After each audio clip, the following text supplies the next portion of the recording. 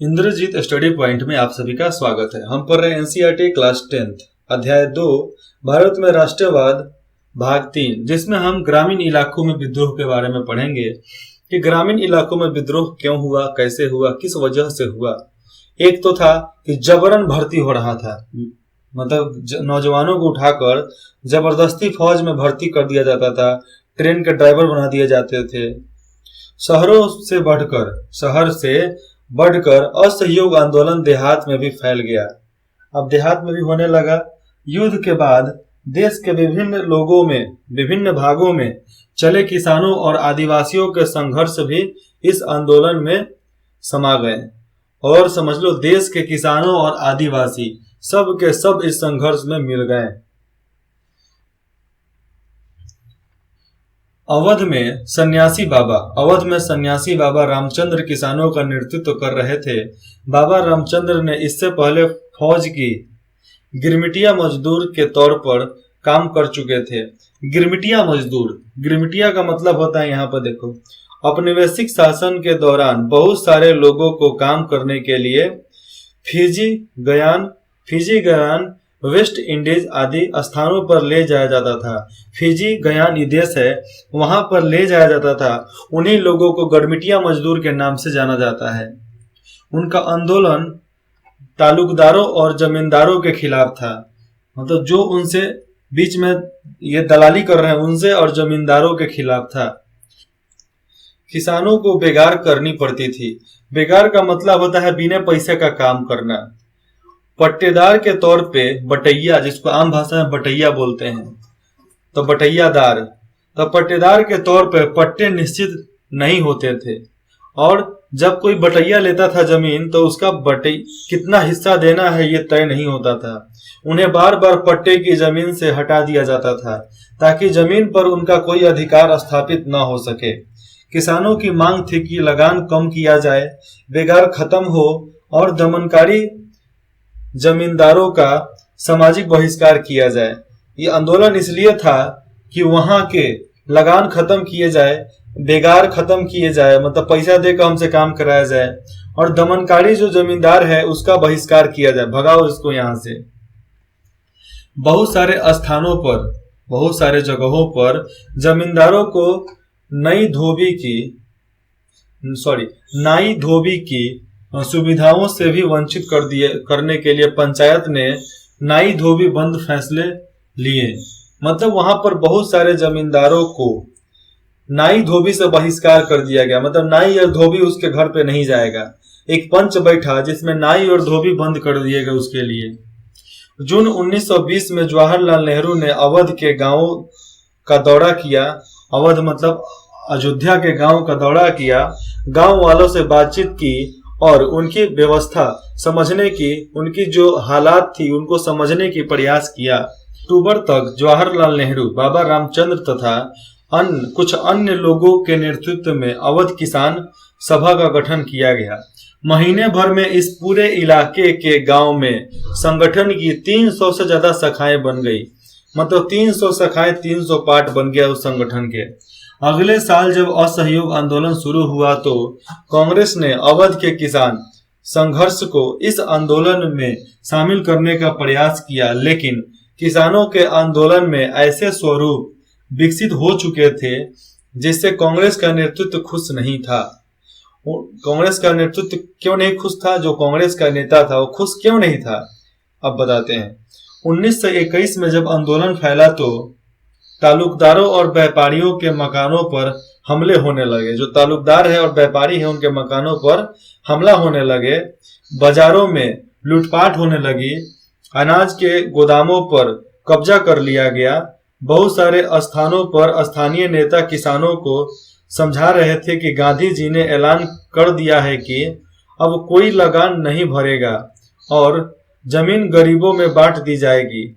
महात्मा का नाम लेकर लोग अपनी सारी कार्रवाइयों और आकांक्षाओं को सही ठहरा रहे थे। तो महात्मा गांधी का नाम लेकर सब अपने काम को सही ठहरा रहे थे, इसी के वजह से वो लोग नाराज थे।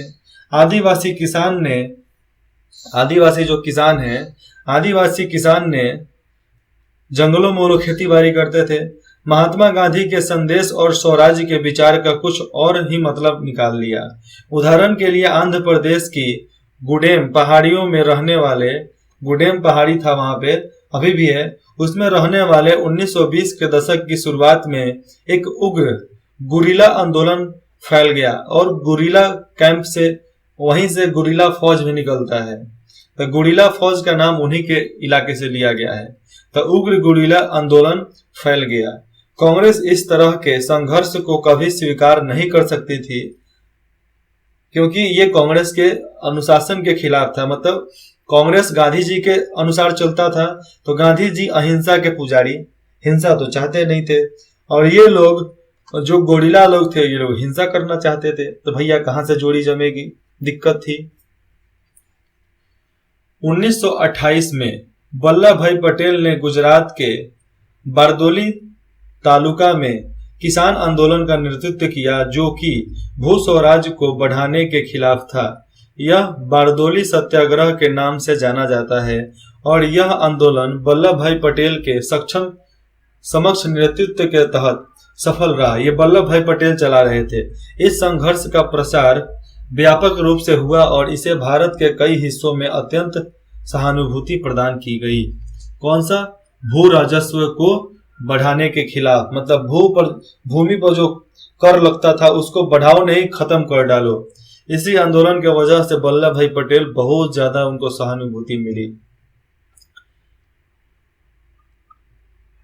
ये स्रोत खा देखिए, 6 जनवरी 1921 को संयुक्त प्रांत उत्तर प्रदेश को बोला जाता है। पहले उसका नाम संयुक्त प्रांत था, लेकिन अब उत्तर प्रदेश के नाम से जाना जाता है। रायबरेली के पास पुलिस ने किसानों पर गोली चलाई। जवाहरलाल नेहरू घटना स्थल का दौरा करना चाहते थे, लेकिन पुलिस ने उन्हें रोक दिया। गुस्से में नेहरू ने अपने आसपास खड़े किसानों को ही संबोधित किया।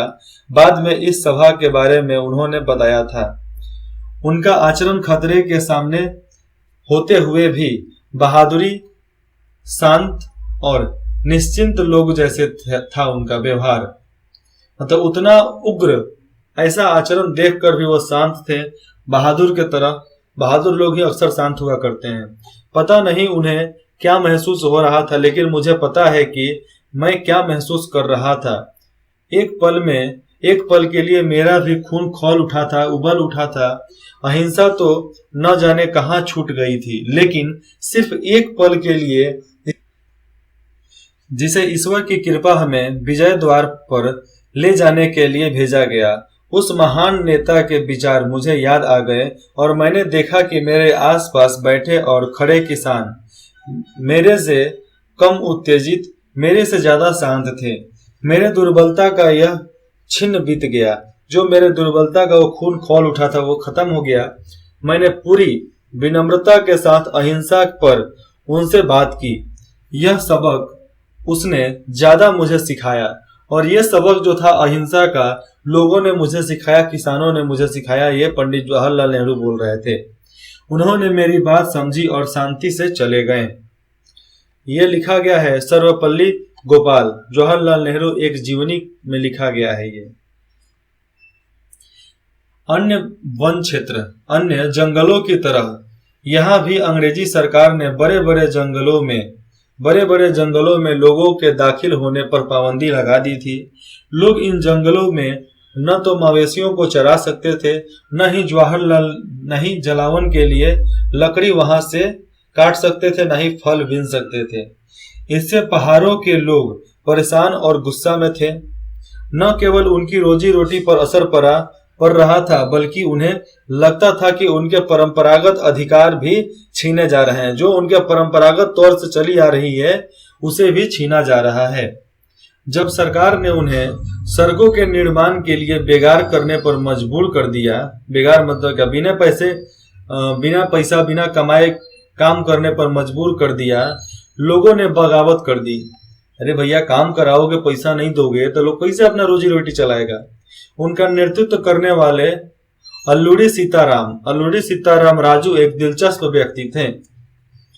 उनका दावा था कि उनके पास बहुत सारी विशेष शक्तियां हैं, वह सटीक खगोलीय अनुमान लगा सकते हैं। एक तरह से सटीक जो बोल देंगे वो होगा, खगोल के हिसाब से। लोगों को वह स्वस्थ कर सकते थे अपने जादू से, तथा गोलियां भी उन्हें नहीं मार सकती। राजू के व्यक्तित्व से चमत्कृत विद्रोहियों को विश्वास था कि वह ईश्वर का अवतार है। राजू महात्मा गांधी की महानता के गुण गाते थे। उनका कहना था कि वह असहयोग आंदोलन से प्रेरित हैं। उन्होंने लोगों को खादी पहनने तथा शराब छोड़ने के लिए प्रेरित किया कि खादी पहनो और शराब छोड़ डालो। साथ ही उन्होंने यह दावा किया कि भारत अहिंसा के बल पर नहीं बल्कि केवल बल प्रयोग के जरिए ही आजादी पा सकता है। गुडेम विद्रोहियों, गुडेम कहाँ के? आंध्र प्रदेश के। तो गुडेम विद्रोहियों ने, जो गुडेम के विद्रोह कर रहे थे वहां से, उन्होंने पुलिस थानों पर हमले किए, ब्रिटिश अधिकारियों को मारने की कोशिश की और स्वराज प्राप्त करने के लिए गुरिल्ला युद्ध चाहते थे कि हम युद्ध करेंगे। 1924 में राजू को फांसी दे दी गई। राजू अपने लोगों के बीच लोक नायक बन गए, मतलब एक तरह से हीरो बन गए। उसके बाद का अपना टॉपिक है बगानों में स्वराज, कि बगानों में स्वराज कैसे मिल सकता है। महात्मा गांधी के विचारों और स्वराज्य की अवधारणा के बारे में मजदूरों की अपनी समझ थी। असम के बगानी मजदूर, असम के बाग में काम करने वाले मजदूरों के लिए आजादी का मतलब यह था कि वे उन चार दीवारियों से जब चाहे जा सके, मतलब चार दीवारियों से मजदूर बाहर जा सके, जिसमें उनको बंद करके रखा गया था।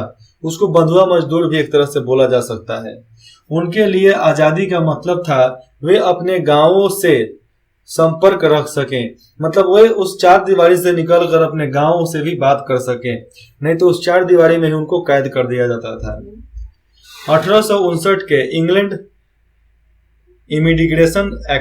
इंग्लैंड में इमिग्रेशन एक्ट लगा था। उसके तहत बगानों में काम करने वाले मजदूरों को बिना इजाजत बगान से बाहर जाने की छूट नहीं होती थी, और यह इजाजत उन्हें बिरले ही कभी मिलती थी, नहीं तो नहीं मिलता था। कभी भूला भटका मिल गया तो मिल गया, नहीं तो नहीं मिलेगा। जब उन्होंने असहयोग आंदोलन के बारे में सुना तो हजारों मजदूर अपने अधिकारों की अवहेलना करने लगे। उन्होंने बगान छोड़ दिए और अपने घर को चल दिए। सारे मजदूर जब एक साथ काम किए ना, तो एक क्रांति हुई, क्रांति। उनको लगता था कि अब गांधी राज आ रहा है, इसलिए अब तो हरेक को गांव में जमीन मिल जाएगी। लेकिन वे अपनी मंजिल पर नहीं पहुंच पाए। रेलवे और स्टीमरों की हड़ताल के कारण वे रास्ते में ही फंसे रह गए। रेलवे ट्रेन बंद, और जो वहां के स्टीमर थी, स्टीमर नाव को बोलते हैं ना, जो मशीन से चलता था, तो वो सब हड़ताल पर थे, इसलिए वो लोग फंसे के फंसे रह गए। उन्हें पुलिस ने पकड़ लिया और उनकी बुरी तरह पिटाई की गई। जो लोग मजदूर भागे थे वहां से। इन स्थानीय इलाकों की अपेक्षाओं और दृष्टियों को कांग्रेस के कार्यक्रम में परिभाषित नहीं किया गया था, और कांग्रेस इनके अपेक्षा, इनकी मांग, इनके सपनों को पूरा नहीं कर पाई थी।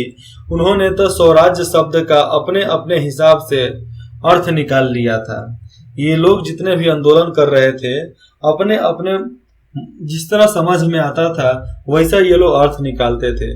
उनके लिए यह एक ऐसा युग का द्योतक था, मतलब ऐसा एक घटना था जब सारे कष्ट और सारी मुसीबतें खत्म हो जाएंगी। सारे कष्ट, सारे मुसीबतें कब खत्म होती है? जब आदमी मर जाता है। ये लोग वही चाहते थे हम मर जाएं। लेकिन देश आजाद हुआ फिर भी भूखमरी था। देश आजाद हुआ फिर भी कुछ लोग थे जो शासन चलाते थे। ये सब जाने वाला नहीं है। गोरे लोग चले गए, काले लोग बैठ गए, वही काम चल रहा है। फिर भी जब आदिवासियों ने गांधी जी के नाम पर नारा लगाया और स्वतंत्र भारत की हुंकार भरी, तो वे एक अखिल भारतीय आंदोलन से भी भयानक स्तर पर जुड़े हुए थे। मतलब अखिल भारतीय आंदोलन से भी बड़े भयानक तौर पे ये लोगों का आवाज था जब ये लोग स्वतंत्र भारत का हुंकार लगाएं। गांव गांव, शहर शहर, गली गली, नुक्कड़ नाके, सब पे ये हुंकार नारे लगने लगे। जब वे महात्मा गांधी का नाम लेकर काम करते थे या अपने आंदोलन को कांग्रेस के आंदोलन से जोड़ कर देखते थे, तो वास्तव में एक ऐसे आंदोलन का अंग बन जाता था जो उनके इलाके तक ही सीमित नहीं था। मतलब वो लोग जो भी आंदोलन करते थे पूरे विश्व में, देश में चल रहा था, पूरे देश में। समझ लो कोई भी राज्य, 29 राज्य है ना, 29 राज्य में गांव गांव, शहर शहर, हर जगह पर यह आंदोलन चल रहा था। स्वतंत्र भारत, अंग्रेजों भारत छोड़ो, एक था वंदे मातरम, वंदे भारत। ये चित्र आप देख सकते हैं यहाँ पे। ये चित्र क्या बताता है? चित्र 5, चौड़ी चौड़ा 1922। चौड़ी चौड़ा पुलिस थाने में एक बार आग लगा दी गई थी। गोरखपुर स्थित चौड़ी चौड़ा में बाजार से गुजर रहा एक शांतिपूर्ण जुलूस पुलिस के हाथ हिंसक टकराव में बदल गया। मतलब जो शांति से जा रहे थे लोग, पुलिस ने भड़का कर अब टकर गए, लड़ने लगे। इस घटना के बारे में सुनते ही महात्मा गांधी ने असहयोग आंदोलन रोकने का आह्वान कर दिया। लोग तो मरे ही, वहां पर 18 पुलिस जवानों को भी जलाकर मार दिया गया। चौड़ी चौड़ा थाने में बंद करके जलाकर 18 पुलिसकर्मियों को मार दिया गया। वो पुलिसकर्मियों अंग्रेज नहीं थे, 2 अंग्रेज था, बाकी सब हिंदुस्तानी थे। लेकिन बात यही थी, हिंदुस्तान वाले भी साथ दे रहे थे। साथ अगर ये लोग नहीं दे तो औकात थी इन लोगों की कि हिंदुस्तान पर कब्जा कर लेते, नहीं कर पाते। सवनीय अवज्ञा की ओर। अब सवनीय अवज्ञा क्या थी, उसके ओर किस तरह जाया जाता है, क्यों इसके बारे में सब लोग सहमत हुए, ये जानिए। फरवरी 1922 में महात्मा गांधी ने असहयोग आंदोलन वापस लेने का फैसला कर लिया, क्योंकि चौड़ी चौड़ा कांड हो चुका था। उनको लगता था कि आंदोलन हिंसक हो रहा है, अब आंदोलन में हिंसा होते जा रहा है और सत्याग्रहियों को व्यापक प्रशिक्षण की जरूरत है। और जो वहां पर सत्याग्रह के लिए काम कर रहे हैं, सत्याग्रही हैं, उनको व्यापक तौर पर प्रशिक्षण दिया जाए। कांग्रेस के कुछ नेता इस तरह के जन संघर्षों से थक चुके थे, नहीं करना चाहते थे। वे 1919 के गवर्नमेंट फॉर इंडियन एक्ट के तहत गठित की गई प्रांतीय परिषदों के चुनाव में हिस्सा लेना चाहते थे, और वो लोग उसमें हिस्सा लिए भी। जो लोग गवर्नमेंट फॉर इंडियन एक्ट से जुड़ना चाहते थे, उनको लगता था कि परिषदों में रहते हुए भी वो ब्रिटिश नीतियों का विरोध कर सकते हैं, सुधारों की वकालत कर सकते हैं सुधारने के लिए। यह दिखाना भी महत्वपूर्ण है कि यह परिषदें लोकतांत्रिक संस्था नहीं है। C.R. दास नाम है। C.R. दास और मोतीलाल नेहरू ने परिषद राजनीति में वापस लौटने के लिए कांग्रेस के भीतर ही स्वराज्य पार्टी का गठन कर डाला। जवाहरलाल नेहरू और सुभाष चंद्र बोस जैसे युवा नेता ज्यादा उग्र आंदोलन और पूर्ण स्वतंत्रता के लिए दबाव बना रहे थे, और दबाव बनाए हुए थे अंग्रेजों पे कि नहीं, हमें पूर्ण स्वराज चाहिए तो चाहिए बस। आंतरिक बहस और असहमति के इस माहौल में 2 ऐसे तत्व थे जिन्होंने 20 के दशक के आखिरी सालों में भारतीय राजनीति की रूपरेखा एक बार फिर बदल दी। पहला कारक था विश्वव्यापी आर्थिक मंदी का असर, और 1926 से कृषि उत्पादकों की कीमतें गिरने लगी थी, और 1930 के बाद तो पूरी तरह धराशायी हो गई थी।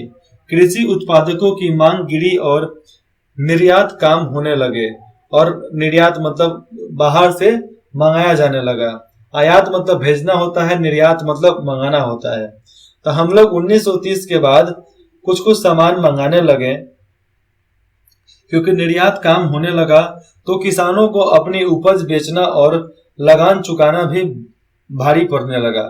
जब वहां से निर्यात होने लगा तो किसानों को अपने उपज बेचना और लगान चुकाना भी दिक्कत होने लगा इन लोगों को।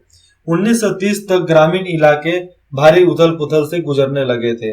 1930 आते आते जो वहां के ग्रामीण इलाके थे वे लोग उथल पुथल से गुजरने लगे। क्यों गुजरने लगे? क्योंकि उनका सामान बिकता नहीं था। इस वजह से ये लोग कुछ अपने सामान को क्या करते, सब खराब होता ना। साइमन कमीशन के खिलाफ शांतिपूर्ण प्रदर्शन के दौरान ब्रिटिश पुलिस ने लाला लाजपत राय पर हमला किया। प्रदर्शन के दौरान मिले गहरे जख्मों के कारण उन्होंने दम तोड़ दिया और लाला लाजपत राय की मृत्यु हो गई, क्योंकि उनको भीड़ में पटक कर मार दिया गया था। आप भगत सिंह जब मूवीज देखोगे, किसका है, अजय देवगन का है, तो उसमें देखना लाला लाजपत राय को किस तरह मारा जाता है। इस पृष्ठभूमि में ब्रिटेन की नई टोरी सरकार, जो नया सरकार ने सर जॉन साइमन के नेतृत्व में एक वैधानिक आयोग का गठन किया। ये क्या किया था? साइमन एक्ट चालू हुआ था, साइमन एक्ट, ठीक है, साइमन कमीशन उसको बोला जाता था। राष्ट्रीयवादी आंदोलन के जवाब में गठित किए गए इस आयोग को भारत में संवैधानिक व्यवस्था की कार्यशैली का अध्ययन करना था और उसके बारे में सुझाव देना था।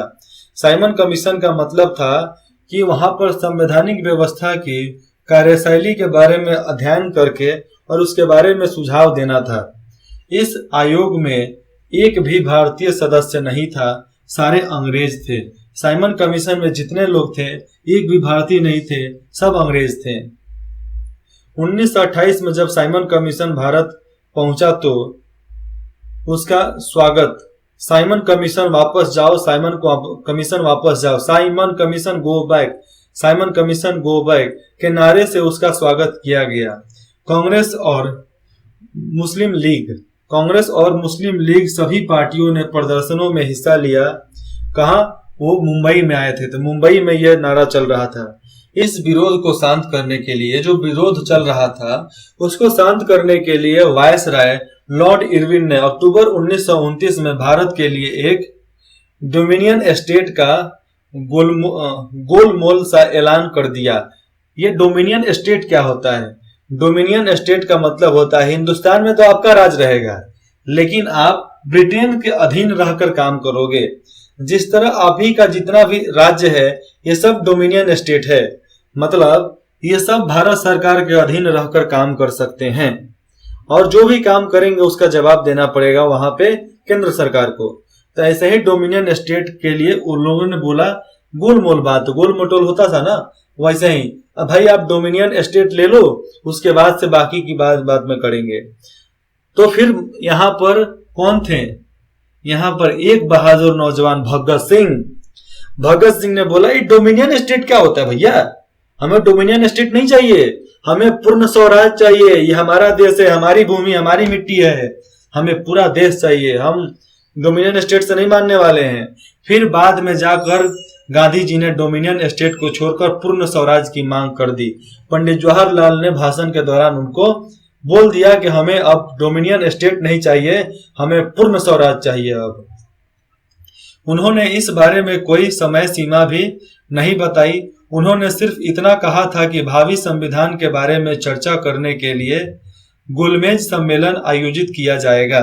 मतलब एक ये जो अभी ग्लोबल समिट हो रहा है ना, तो ऐसा ही एक आयोजन किया जाएगा, ऐसा ही सम्मेलन एक आयोजित किया जाएगा जिसका नाम रहेगा गोलमेज सम्मेलन। इस प्रस्ताव से कांग्रेस के नेता संतुष्ट नहीं थे। ये जो भी प्रस्ताव था उससे कांग्रेसी नेता संतुष्ट नहीं थे। जवाहरलाल नेहरू और सुभाष चंद्र बोस के नेतृत्व में कांग्रेस का तेज तर्रार खेमा, जो एकदम तेजी में काम करता था, आक्रामक तेवर अपनाने लगा था। एकदम सोचो कि आक्रामक तेवर था उन लोगों का, तुरंत अपनाने लगे थे। इलाहाबाद में कांग्रेस के नेताओं की बैठक 1931, ये कांग्रेस के नेता बैठे हुए हैं। ये आप देख सकते हैं, उधर साइड में दिखा देता हूं, ये अपना गांधी जी हैं। और महात्मा गांधी के अलावा इस चित्र में आप सरदार वल्लभ भाई पटेल को सबसे बाएं किधर है भैया? सबसे बाएं में देख सकते हैं। इसमें तो पहचान में नहीं आ रहे हैं, सबसे बाएं में मेरे को पहचान में नहीं आ रहे, लेकिन शायद लग रहे हैं। और सुभाष चंद्र बोस बाएं से पांचवें को भी देख सकते हैं। और सुभाष चंद्र बोस को तो मैं यहाँ पर देख कर पहचान लेता हूं, यही सुभाष चंद्र बोस हैं। ये हमेशा टोपी लगा कर रखते थे, एकदम ढीठ बैठे रहते थे। तो चलिए आगे देखते हैं।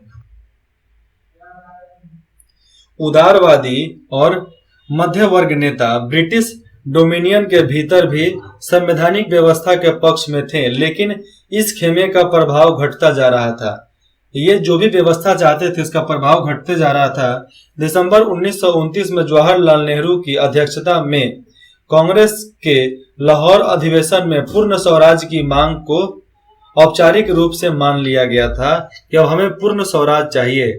तय किया गया कि 26 जनवरी 1930 को स्वतंत्रता दिवस के रूप में मनाया जाएगा और 26 जनवरी 1930 को स्वतंत्रता दिवस के रूप में मनाया भी जाता है। उस दिन लोग पूर्ण स्वराज के लिए संघर्ष की शपथ लेंगे। इस उत्सव की ओर बहुत कम ही लोग ने ध्यान दिया। अब स्वतंत्र के इस अमूर्त विचार, जो स्वतंत्रता के लिए ये विचार इन लोगों को था, रोजमर्रा जिंदगी के, जो रोज में काम आने वाला है, रोजमर्रा जिंदगी के ठोस मुद्दों से जोड़ने के लिए महात्मा गांधी को कोई और रास्ता ढूंढना था। मतलब इसको रोजमर्रा की जिंदगी से अगर इस मतलब महात्मा गांधी को ये मुद्दे को जोड़ना है, किसको, डोमिनियन स्टेट को जोड़ना है, तो इसके लिए कुछ और रास्ता ढूंढना पड़ता। इसीलिए डोमिनियन स्टेट को माना गया था, लेकिन भगत सिंह के वजह से, भगत सिंह के नारा के वजह से, भगत सिंह के फांसी के वजह से लोगों में इतना आक्रामक, मतलब इतना भयंकर क्रोध आ गया, जिसके अनुसार कांग्रेस और महात्मा गांधी को भी पूर्ण स्वराज की मांग को मानना पड़ा। और यही रास्ता था जो रोजमर्रा की जिंदगी में हर किसी के काम आएगा। पूर्ण स्वराज, आमची पूर्ण स्वराज जिंदाबाद था, जिंदाबाद है, जिंदाबाद रहेगा, यही नारा लगा था मुंबई से लेकर पूरे मुंबई से लेकर बिहार तक, पूरा हिंदुस्तान में। अगले टॉपिक पढ़ेंगे नमक यात्रा और सविनय अवज्ञा आंदोलन के बारे में, भाग 4 में। तो इंद्रजीत स्टडी पॉइंट में जुड़ने के लिए आप सभी का बहुत बहुत धन्यवाद। आशा करते हैं कि आपको जो भी डाउट हो, दिक्कत हो, कुछ सलाह देना चाहते हैं तो आप कमेंट करके बता सकते हैं। धन्यवाद।